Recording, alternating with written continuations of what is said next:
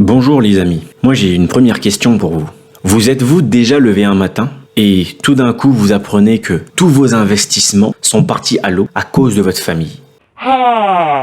Quand on vous dit qu'il faut toujours faire très attention avec les investissements, vous croyez que c'est une blague. Je pense que ça doit être Socrate qui dit trop de social, ça tue les ambitions.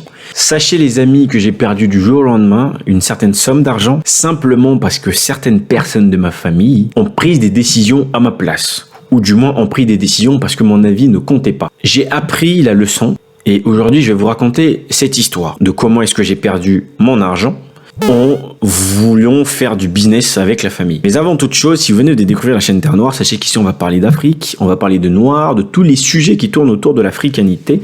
Si vous êtes intéressé par ce genre de sujets, n'oubliez pas de vous abonner à la chaîne et surtout likez la vidéo et c'est parti pour le jingle.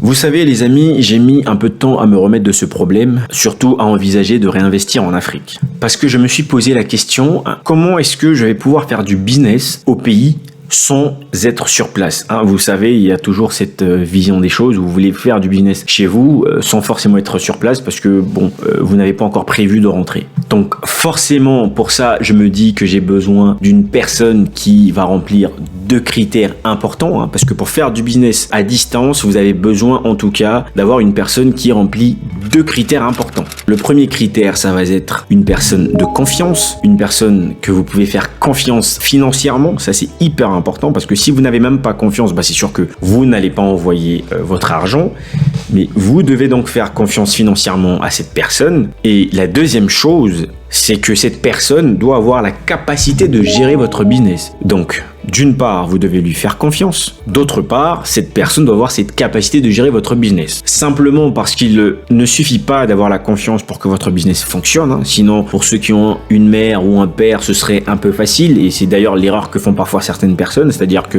de confier justement leur business à leur mère, qui va donc gérer potentiellement les finances, alors que celle-ci n'a pas la capacité de gérer un business. Et finalement, le business va couler. Donc, revenons à mon histoire. Donc, à partir du moment où je cherche donc la personne de confiance et qui a la capacité de gérer un business, et je pense tout de suite à mon oncle. Donc j'ai un oncle, je me dis je pourrais potentiellement travailler avec lui. Donc je me rappelle que mon oncle est dans l'aviculture, donc je me dis que c'est très bien, ça fait quelques années qu'il est là-dedans et que ça a l'air de plutôt pas mal bien tourner quand même. Seulement, il se retrouve à un stade où son activité a un peu stagné. Mais ça c'est normal, vous savez, beaucoup de personnes font du business en Afrique et voient souvent ce business dans une vision qui n'est pas très large, c'est-à-dire que c'est une vision de pouvoir nourrir la famille et potentiellement parfois de faire quelques économies. Voilà. Et là se pose donc le problème où je me dis mais finalement je peux donc proposer à cet oncle la possibilité de collaborer, que nous puissions travailler ensemble sur ce même business. Premier avantage, c'est que je n'ai pas besoin d'aller chercher un nouveau business. Deuxième avantage, c'est que j'ai face à moi une personne qui est, je dirais, alors pas experte dans le domaine, mais une personne qui a passé pas mal de temps, donc qui a une bonne expertise quand même, on va le dire. Et donc je me dis que la chose que je dois toucher en plus de ça, c'est une personne que je peux faire confiance d'un point de vue financier parce que ce ne sont pas les moyens financiers qui lui manquaient. Donc en partant de cette idée,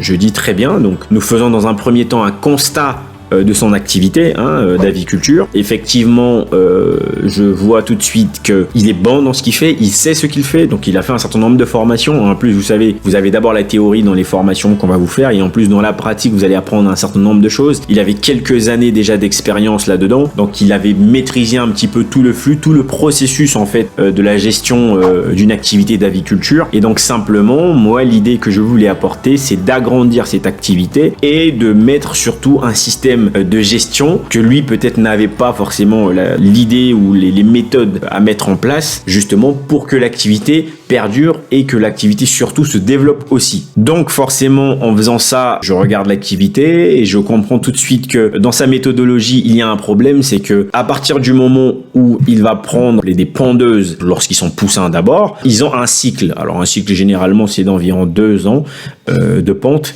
et finalement il ne faisait donc sa stratégie qu'à partir de la fin du cycle. Sauf que entre la fin du cycle de ceux qui sont et le début de l'autre cycle, si l'achat des poussins se fait juste à la fin, bah forcément ça crée un écart. Et au-delà de créer l'écart, ça représente aussi financièrement quelque chose de beaucoup plus conséquent. Au lieu de procéder plutôt à un approvisionnement de poussins par période pour que finalement il y ait un moyen d'identification, c'est-à-dire de grouper par âge les pondeuses par zone, ça aurait été beaucoup plus simple. Bon, on va pas rentrer dans les techniques. Le but n'est pas effectivement ici d'expliquer comment est-ce qu'on gère une ferme d'aviculture. Donc moi, c'est ce genre de choses en tout cas que je voulais apporter dans cette activité. Et donc forcément, qui dit faire grossir l'activité demande un peu plus d'investissement. Et donc moi, je voulais apporter cet investissement, avoir cet apport financier et cet apport stratégique pour demain, après-demain, voir ce que donne l'activité et potentiellement envisager encore de faire grandir l'activité. Donc dans un premier temps, il a fallu donc mettre en place les infrastructures de l'activité. Mais la première erreur que j'ai faite, c'est laquelle? Ça, c'est quelque chose que vous devez savoir. Étant donné que c'est mon nom, je n'ai pas pensé à faire un contrat. Le problème n'était pas sur la confiance, donc je pouvais faire confiance à 100%, là n'était pas le problème. Et je me suis simplement dit, bon, l'activité n'est pas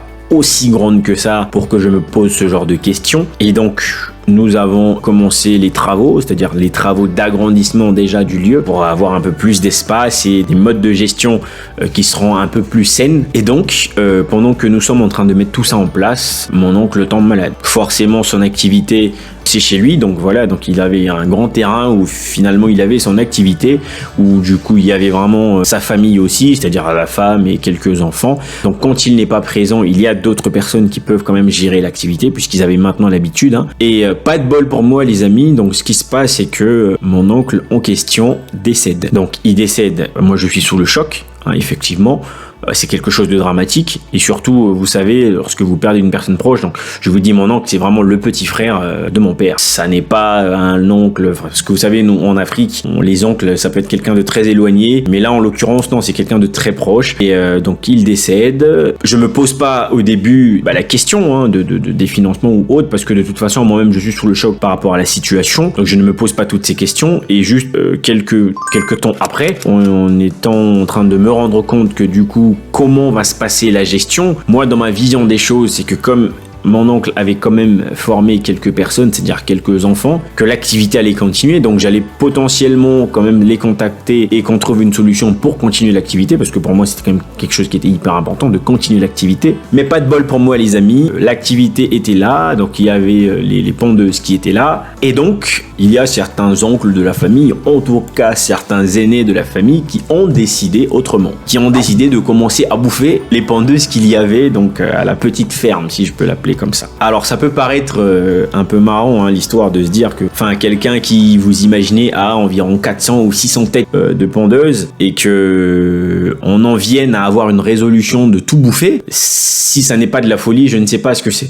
Mais simplement on a affaire à des gens qui n'ont rien compris de l'activité, qui ne voient dans les têtes de pondeuses que de la viande, et ça c'est un problème pour certaines personnes, c'est-à-dire qu'ils n'ont rien compris effectivement. Et moi à ce moment-là je n'ai aucun pouvoir décisionnaire, parce que c'est comme ça en Afrique, ce sont les aînés qui décident. À ce moment-là, je vais pas venir et dire non, écoutez, moi j'avais mis de l'argent, il va falloir me rembourser une partie.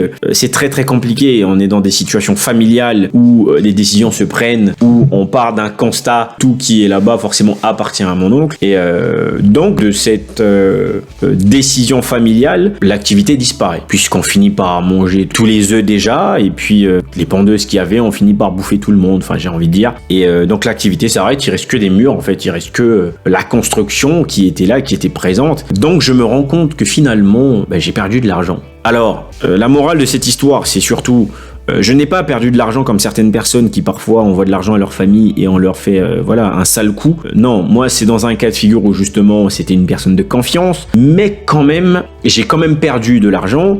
Simplement parce que je n'ai pas imaginé le pire. Et lorsque vous faites du business, je pense qu'il est nécessaire d'imaginer les situations dramatiques, d'imaginer le pire. Ça n'est pas du pessimisme, mais si vous n'imaginez pas le scénario que vous allez prendre en cas de pire, quand le pire arrivera, vous ne ferez rien du tout. Et là, vous allez vraiment vous dire que vous n'avez vraiment pas de chance. Et donc je pense que, comme dans mon cas de figure, ce que j'aurais potentiellement dû faire, c'est de quand même signer un contrat avec mon oncle qui stipulait des choses. Alors ça n'allait peut-être pas améliorer les choses, vous savez, dans les familles africaines, ça n'est pas toujours aussi simple.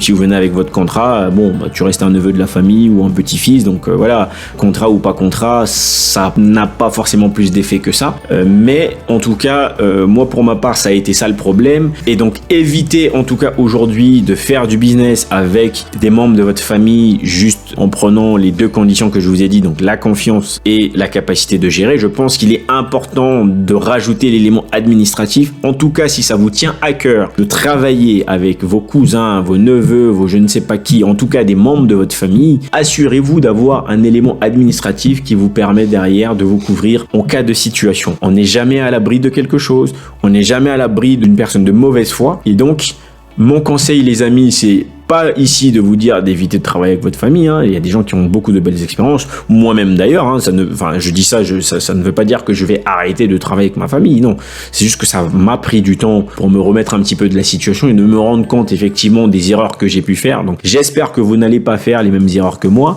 Moi, pour ma part, bien entendu, les activités, je repars sur d'autres activités avec plus ou moins des gens de la famille, mais pas forcément à la gestion. Mais en tout cas, les amis, c'était mon conseil de la journée. Et la petite expérience que moi j'ai vécue. J'espère que cette expérience peut servir à certaines personnes. Et les amis, si vous avez apprécié la vidéo, n'oubliez pas de liker. Si vous n'êtes pas abonné, n'oubliez pas de vous abonner.